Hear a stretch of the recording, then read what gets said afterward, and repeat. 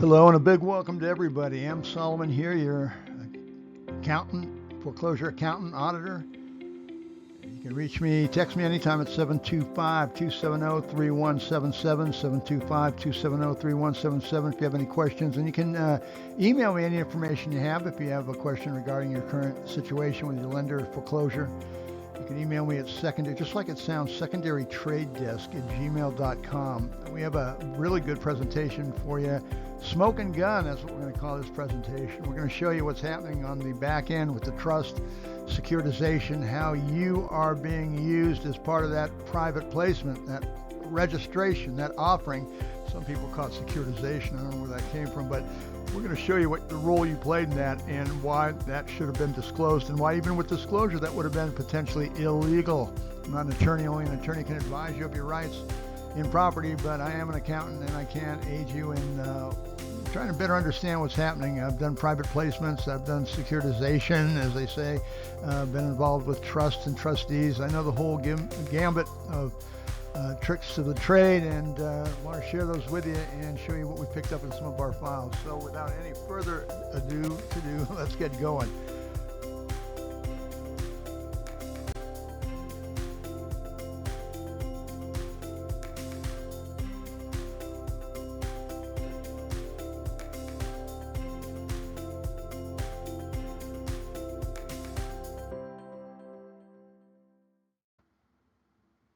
All right, now let's take a look at this actual case. This is an actual file.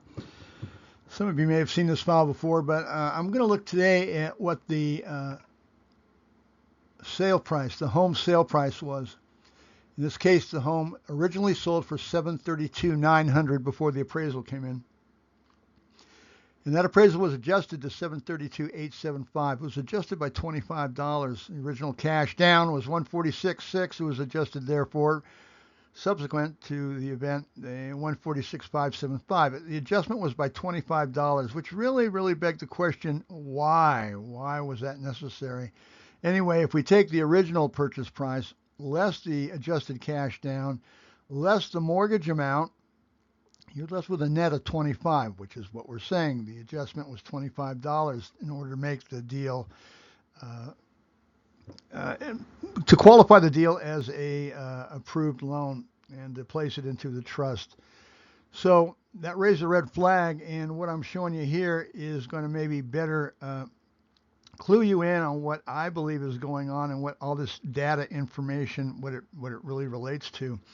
So if we take the cash to close, which was adjusted $146,575, and I divide it by $25 per share, that gives me a number of shares. 146,575 divided by $25 a share equals 586.3.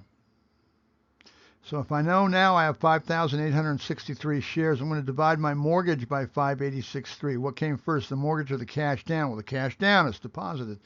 So 586.3 divided by 5,863 shares now gives me an adjusted price of $100. 25 by 25 was the original price per share. So what I believe you have here is $25 price per share equal to $146,575 cash to close, and an adjusted $100 per share, which would be the $586,300. That's the note amount, which would be $100 a share.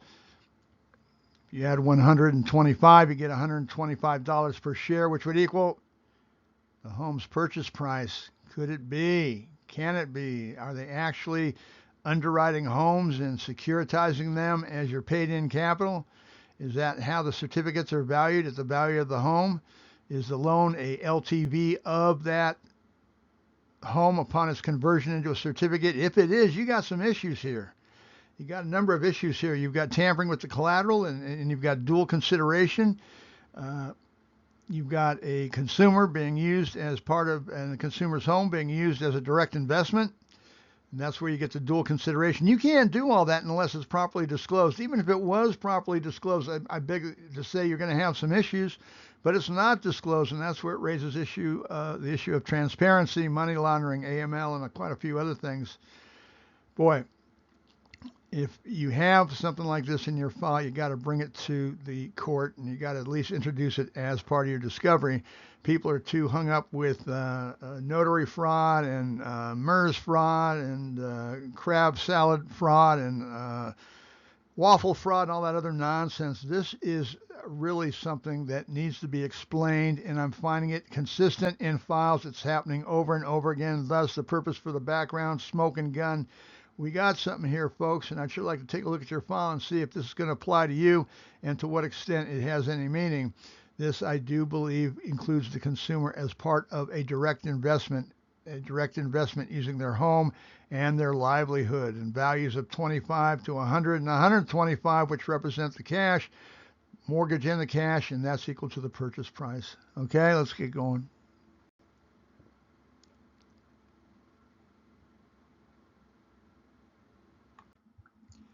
Okay, here's what I think is the most important feature, the most important thing I want folks to realize here. Excuse me a moment. And that is that the cash to close is valued at $25 a share. And that the home sale price was valued at $125 a share. That'd be equivalent to what the actual values were here. So if the opening price of 5,863 shares was $25 and the closing price was $125, I could see where the lender's purchasing from the consumer the home in advance of a scheduled foreclosure. They're purchasing the home for $25 price per share down, and selling it for $125 per share based on the 586.3, which means at the end of the day, this constructive stock sale is actually valued at 5,863, which is the 586,300, which is the value of the note. That would be the profit based on stock, and then the profit would transfer into the value of the loan at funding. That would convert the actual origination and the funding into a profit. That'd be cash going to the lender or the lender's successor. Wow, no can do. You just cannot do that. Even if it were disclosed, you couldn't do something like that. Once again, is this a coincidence? Is it conjecture? Is it by accident we stumbled into this? No, this is actually something that is happening, and I'd like to see your file. I'd like to see if I can pinpoint exactly where it is in your file. But what this appears to be is buy low, sell high on the consumer's dime, which means you're scheduling a foreclosure in advance of the default. And this is something that is highly executory in law. They'll tell you that that is something that cannot be a contract of adhesion. It's a executory contract. It's just you can't do it, and it's so non-transparent. It's so concealed. And I can't tell you how highly problematic it is.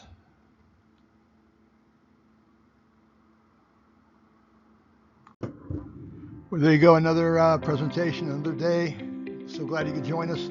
Hey, listen, if you've got a 1099 or a servicing statement, send it over to us. Free analysis. We'll take a look, initial review.